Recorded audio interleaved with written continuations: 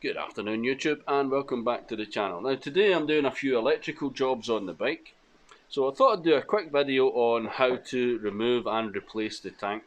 Because not only am I going to do some electric works in here, I've been doing a deep clean of this bike and I want to get underneath here to expose all this to give it a real good clean as we go.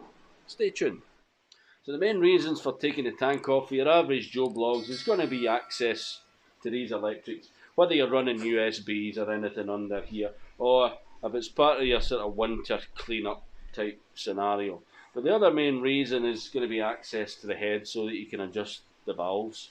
And that's a little video that I'll do at some point in the near future. So the first thing we're going to do, guys, is just remove these two 10mm bolts holding the tank at this end. If we look up under here, guys, you'll see there's a little pinch clip here, yeah?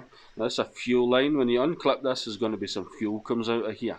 It's only as much fuel as you've got in the hose here, guys, but I don't really want it on the... There's enough junk on the floor in here. So you can see this a little bit more clearly now.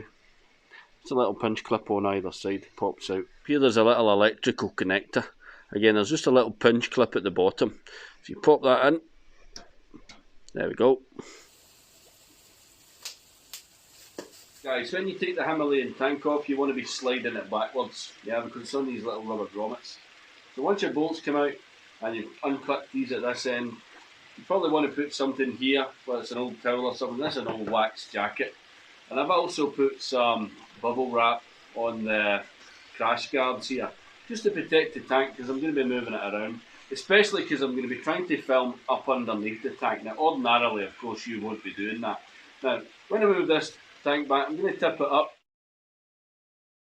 Of course, a little bit awkward with the camera here, guys. But if we look at the bottom of the tank, you'll see the two breather hoses. Just going to disconnect them from the tank end. Down here, this little blue connector needs to be separated as well. So I've just got that sitting there on a couple of layers of bubble wrap. But I'm going to be moving it away from here because, you know, I'm going to be working on the bike. I don't want to drop any tools on that. Now, if we look at this here, we've got a breather hoses, yeah, you see the little clips on there, and down here we've got this little blue clip. And if we come over to this side, this is obviously the fuel line, which was connected up underneath the tank to the little pump. And of course you've got this little clip as well. So that's quite happy sitting where it is.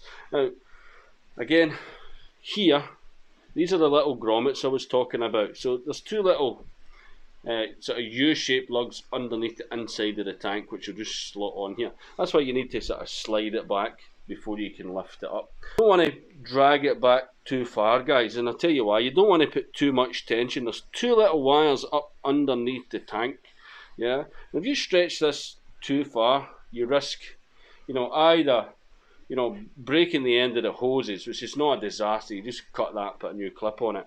But if you start to snap little wires and stuff under there, again, it's not difficult to fix it, but it's giving you a headache you don't really need. You see these here, these are pretty well welded onto the top of this rubber. These ones are underneath. Now just be careful you don't lose those. See, this one's still on, this one is lying here, yeah, so just want to keep all of this together, of course. And when the tank's off, I'm going to be cleaning up all up underneath here and putting some anti-rust and stuff in as well. There's a whole host of reasons why you might take the tank off the Himalayan, or any bike for that matter. Yeah. Now, I'm going through a process of deep cleaning and retorquing all the bolts and everything on this bike. So that's one reason why I might take this off. I'm going to clean everything up here and up underneath the tank and get some, you know, some anti-rust protection and stuff under there.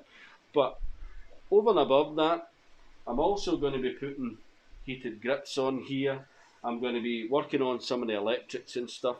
So again, of course, I want to access underneath the tank so that I can move those electrical wires and stuff. Really getting into all of these little nooks and crannies, all of these sort of grotty areas that are hard to get to.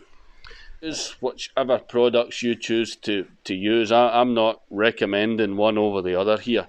I just think that WD-40 is a really cheap, quick, water resistant solution for this, at least for a short period of time. Once I get this finished off, guys, I'll let that dry off, and then I'll be putting some anti-rust on there, ACF 50. So guys, when you put the tank back on, you're doing it in reverse. Just being super careful, because remember there's electrics under here. And you've got those two little grommet catches, those two little U-hooks. Now, I put some extra electrics in here, so you've got to be super careful. But the best thing to do is move it forward ever so slightly, and then there's a little gap here. You're dropping it in. Now, I just like to get it a little bit level. And see if you use the palms of your hands, and you grab your bars. All you need to do is just see how that's sliding forward. And that just wants to seat in there. That's perfect. When I check this end, the bolts are exactly where I need them to be. That tells me the tank's quite happy where it is. You've got little metal washers in the bottom as well.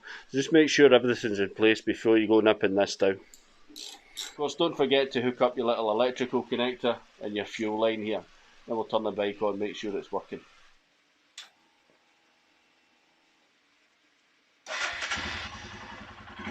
It's just a little 125, a little Chinese bike here. It's my nephew's little bike, a little bit of a project bike. Anyway, that's it for this one, guys. I really hope you liked it. If you did, give me a thumbs up, subscribe down below, maybe even hit the notification bell so you know the next time I upload a video to YouTube. If you want to watch more work on the Himalayan, have a look at one of these here, and I'll see you in the next